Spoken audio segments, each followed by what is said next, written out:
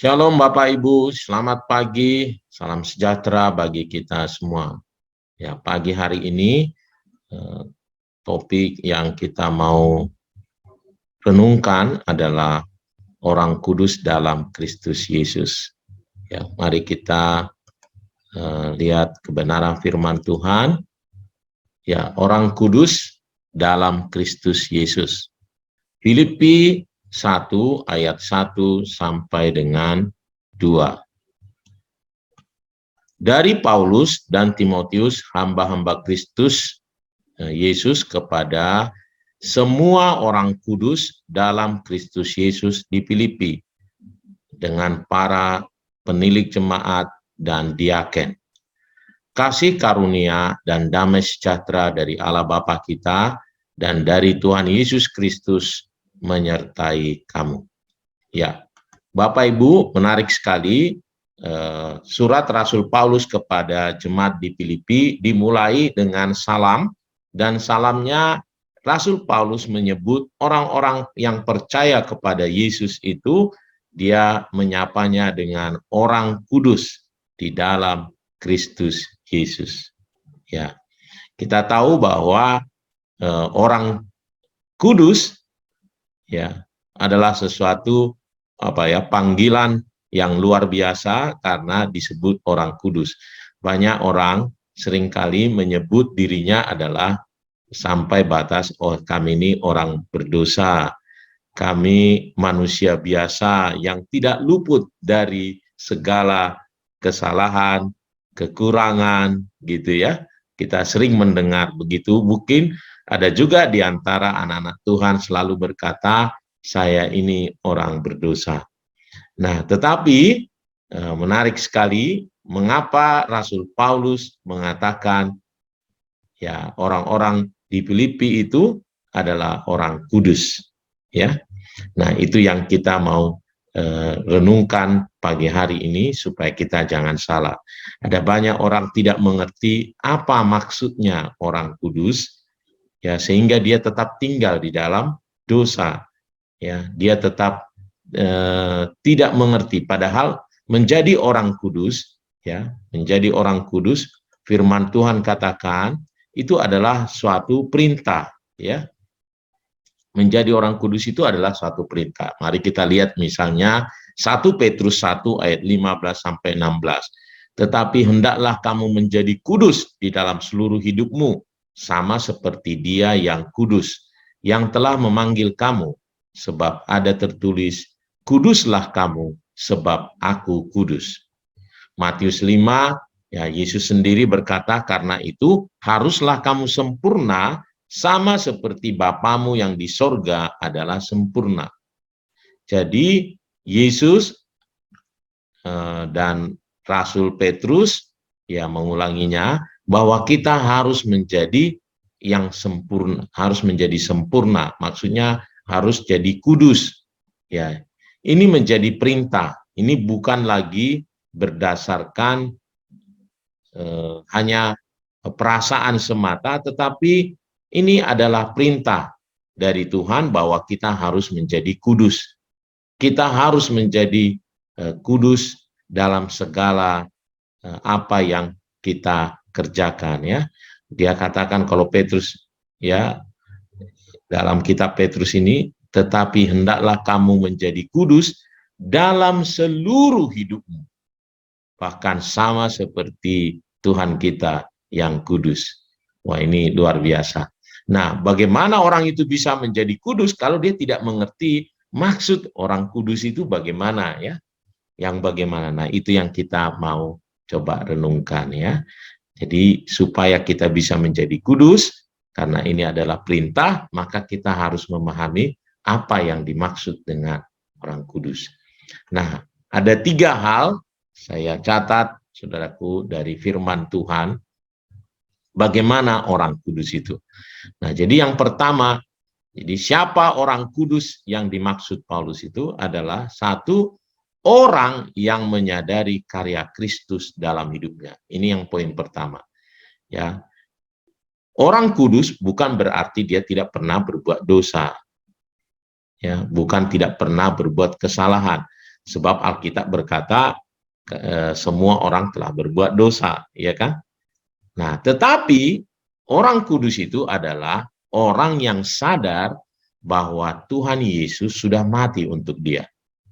Yesus sudah menebusnya, Yesus sudah mengangkatnya menjadi anaknya, sehingga ia menjadi takut akan dosa. Nah, itu nih poinnya.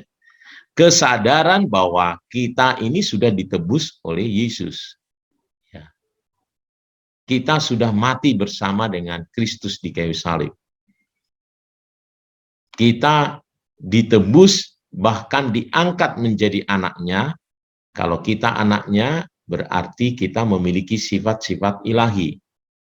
Jadi kita mempunyai kecenderungan sebenarnya sekarang berbeda dengan sebelum kita menerima Yesus sebagai Tuhan dan Juru Selamat kita. Ya, kalau dulu kecenderungannya selalu berdosa karena kita belum ditebus, tetapi setelah kita ditebus, kecenderungannya adalah untuk melakukan yang baik. Jadi sadari terus bahwa Yesus sudah mati untuk kita, dan karena Yesus sudah mati untuk kita, itu yang membuat kita memiliki kekuatan sehingga kita tidak melakukan dosa lagi. Takut berbuat dosa. Itu poin yang pertama. Nah, yang kedua, orang kudus adalah orang yang menyadari tugasnya. Ya, tugasnya, dia sadar bahwa ia harus mengerjakan tugasnya. Apa itu tugasnya? Menjadi terang. Dia harus selalu diingatkan, dia sadar bahwa saya ini harus menjadi terang, menjadi saksi, menjadi berkat, memberitakan Injil, sehingga kita bisa jauh dari dosa. Kitab Roma berkata, kita harus menyerahkan anggota-anggota tubuh kita itu sebagai senjata kebenaran, bukan untuk kelaliman. Karena kalau kita tidak kita pakai sebagai senjata kebenaran, maka ya iblis akan mudah memakai kita untuk senjata-senjata kelaliman. Jadi kita harus mengerjakan pekerjaan Tuhan. Kita harus menjadi terang. Kita harus bersaksi. Kita harus menjadi berkat. Kita harus memberitakan Injil. Ya. Nah, itu yang membuat kita juga jadi jauh dari dosa. Karena kalau kita mengerjakan yang satu, yang lainnya jadi yang bertentangan dengan itu menjadi tidak kita kerjakan lagi. Nah, itu orang kudus. Ya, itu sebabnya ya, kita mendorong semua jemaat Tuhan untuk menjadi pekerja Tuhan, untuk menjadi pelayan Tuhan, mengerjakan pekerjaan Tuhan, menjadi terang, menjadi saksi, menjadi berkat, sampai bahkan memberitakan kabar baik kepada orang-orang yang belum percaya kepada Yesus. Ya. Nah, yang ketiga adalah orang kudus itu adalah orang yang menyadari bahwa ia harus terus berjuang. Ya. Kekudusan tidak terjadi dengan sendirinya. Ya. Jadi dia memang betul pada waktu kita menerima Yesus, pada saat itu kita dikuduskan, ya, disucikan oleh kematian Kristus. Tetapi kita nggak langsung dipanggil oleh Tuhan. Kita masih tinggal di dalam kedagingan kita. Kita masih ada di dunia ini. Kita masih memakai manusia daging kita yang lama. Manusia kita yang lama masih bersama-sama dengan kita. Oleh karenanya, kita terus harus berjuang melawan kedagingan kita. Kita harus berjuang, bertanding, mengalahkan kedagingan kita. Kita harus mematikan semua kedagingan kita. Nah, makanya jadi orang kudus adalah orang yang terus menyadari bahwa ia masih terus harus berjuang mengalahkan kedagingannya. Jadi enggak tiba-tiba orang yang misalnya perokok terima Tuhan Yesus langsung bau rokoknya gitu, bukan. Dia yang harus berhenti lalu meninggalkan kebiasaan merokok itu. Ya. Dia yang harus mau berjuang mengalahkannya.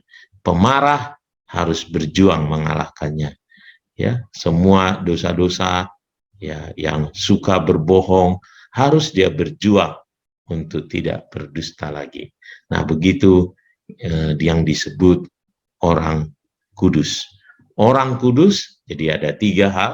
Yang pertama adalah menyadari karya Kristus di dalam hidupnya. Yang kedua adalah menyadari tugasnya di bumi ini. Selama dia masih hidup, dia harus menjadi saksi, menjadi berkat, menjadi terang. Lalu yang ketiga adalah sadar, berjuang ya untuk mengalahkan kedagingan. Ya, Tuhan Yesus memberkati kita semua. Mari kita mengerti, menyadari orang kudus itu bukan orang yang tidak pernah melakukan dosa tadi, tetapi orang-orang yang sadar betul karya Kristus cukup untuk dia.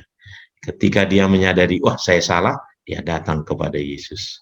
Darahnya yang kudus itu ya cukup untuk menyucikannya menjadi putih. Ya. Tuhan memberkati kita semua.